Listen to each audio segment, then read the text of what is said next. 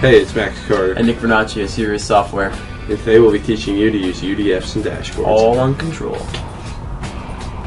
In this video, we will show you how to use UDFs and dashboards.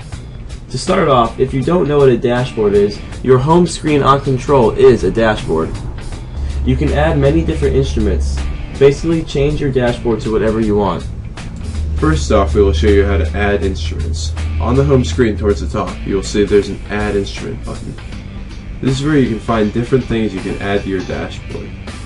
One example of using UDFs and dashboards would be to have the company list and company UDF instruments on your home page. This will allow you to quickly choose a company and edit its UDFs right on your dashboard. This may sound a little confusing. We will walk you through this example. It is a lot simpler than it sounds. But before I start adding instruments, I need to get rid of some of the ones already on my home page. That will leave room for ones I want to add. So we'll get rid of the navigator. Just exit. You can always add them back. We'll get rid of tips and this one. Now move up and click the Add Instrument button. Go down to Company and Contact and slide over to Company UDF. Open it up. This will now add the company UDF instrument to your dashboard. We also want the company list, so we'll move back up to Add Instrument, drop down, go back to Company and Contact, and Company Explorer. First off, let's start by making these a little larger so we can see the values they contain. So we drag them down until they're as big as you want them to be. Now that these instruments are clearly laid out, I will start by explaining the company UDF. In the top right corner there's an edit button. If you click it, it'll bring you to a new page. Here you can add user-defined fields if you want.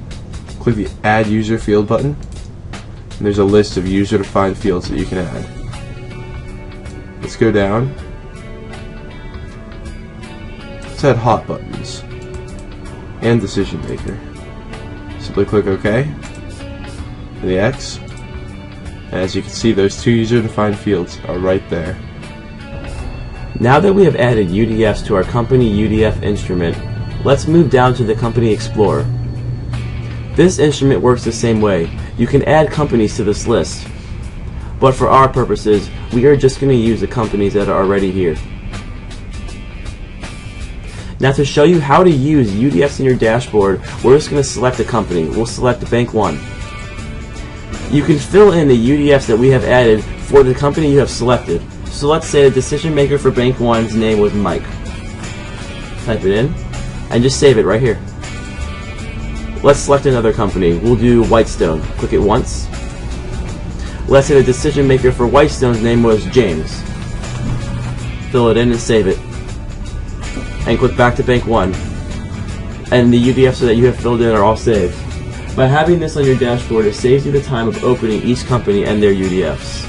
Keep in mind that you can add as many UDFs or companies as you would like for these instruments.